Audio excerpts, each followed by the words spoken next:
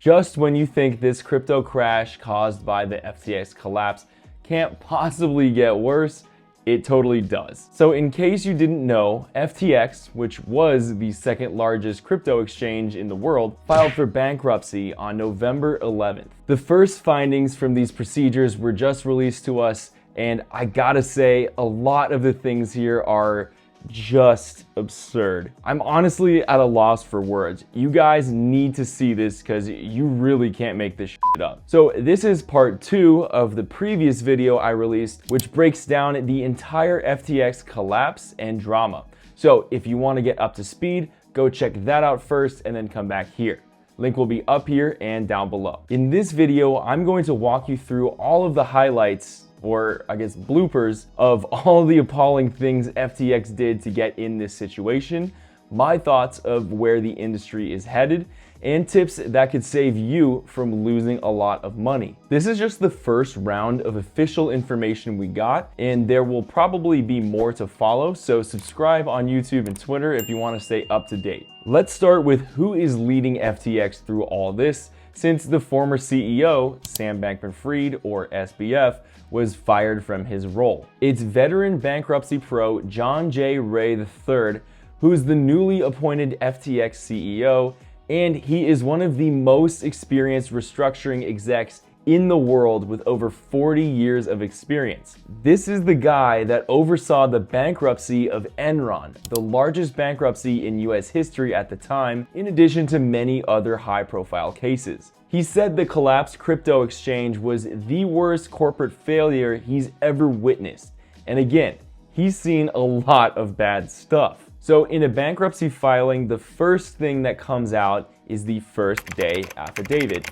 And it's a comprehensive summary of how the business got to this point and why it's requesting relief via corporate restructuring. So that was a lot of jargon, but in a nutshell, they're saying, all right, we owe a lot of people a lot of money and we don't have it, but we're going to try and fix it. It's supposed to be part of the initial Chapter 11 filing, which is why it's called the first day affidavit. Again, FTX declared bankruptcy on November 11th, and this was released almost a week late on November 17th, which is kind of foreshadowing how much of a mess this is. These are official legal documents, and everything in here is given under penalty of perjury.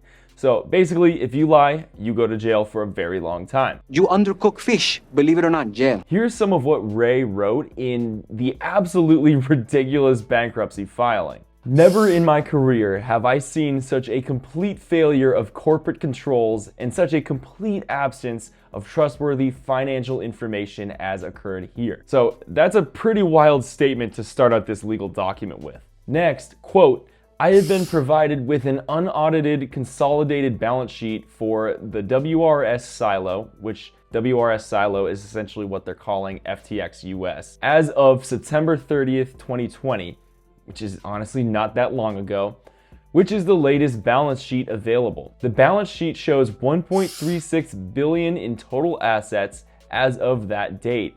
However, because this balance sheet was produced while the debtors were controlled by SBF, I do not have confidence in it, and the information therein may not be correct as of the date stated. So basically he's saying, I got this balance sheet from FTX, but I don't trust it at all.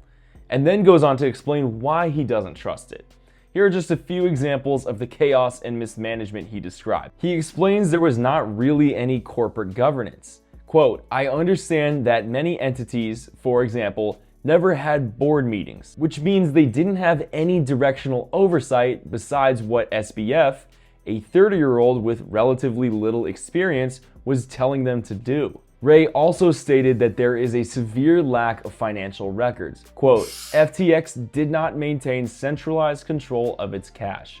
Cash management procedural failures included the absence of an accurate list of bank accounts and accurate signatories, as well as insufficient attention to the creditworthiness of banking partners. So what he's saying here is that FTX had no idea what bank accounts they were using, who controlled them, or even if the bank was trustworthy to begin with. Like, FTX is in the finance industry. How do you not know where your own money is, not even considering all of your customers' money? Like, it doesn't make any sense. Here's another quote. FTX employees submitted payment requests through a chat platform, which were approved with personalized emojis. I don't even need to paraphrase that one. I just can't believe that they were approving finances with emojis. Some corporate funds were even used to buy homes and personal items from employees and advisors. So now it's making sense how they lost $8 billion of customer funds, maybe even more, since again, we can't even trust their balance sheet. SBF and another leader, Gary Wang, had control over all of FTX's digital assets using a group email account to access private keys, using software to conceal the misuse of customer funds, and the secret exemption of Alameda from certain aspects of FTX.com's auto liquidation protocol. So the leaders of FTX were using extremely insecure methods, ones that I wouldn't even use personally, to manage user funds, and then took deliberate steps to hide their misuse of them. These guys also gave their sister company, Alameda, a free pass to do whatever they wanted with user funds because they removed all of the risk management. If a finance company can't even keep track of their finances, you know their human resources department probably doesn't exist either. Ray said his team is having a hard time finding out simply who exactly worked at FTX because they couldn't find an official roster. Quote, "At this time, FTX has been unable to prepare a complete list of who worked for FTX or their terms of employment. Also, there are no records of major business decisions made by FTX because SBF allegedly made those using auto-deleting messages. Like, what was he doing? Using Snapchat text or something? Like, it's 2022, just go make an OnlyFans." There's a lot more crazy stuff in there, but these were the absolute jaw droppers for me. So just to be clear, SBF has nothing to do with FTX anymore. He's been tweeting a lot saying how he will fix this, but he's not legally able to do anything, so don't trust anything he says and stay away from any other businesses FTX worked with. So speaking of that, the other major event I wanted to cover is the collapse of Genesis, and there's a good chance you haven't heard of this one. They are the largest institutional crypto lenders and just paused withdrawals of their clients' funds. If you don't know who they are, they basically borrow from many of the platforms that you and I use as your average everyday user. These are platforms like BlockFi and Gemini. Remember how I said in the last video that BlockFi paused withdrawals? Well, with their credit line from FTX gone and their main borrower, Genesis, going bust, they're getting ready to file for bankruptcy too. And it looks like Gemini is heading there as well. So please get your assets off any centralized platforms. Send it to a wallet you control, even better if it's a hardware wallet or cold storage, which is way more secure than regular wallets. I have tons of content on the channel about them, and there's some pretty sweet Black Friday deals I'll put down there as well. It's just not worth the crazy risk right now keeping money on these platforms. So why has it been so quiet? Part of it is because of crypto news publishers. One of the biggest is CoinDesk, which is owned by Digital Currency Group. You want to know who is also owned by Digital Currency Group? Genesis, this huge crypto lender that's about to go bankrupt. Remember, everyone's got an angle. The crypto space is a lot smaller than you think.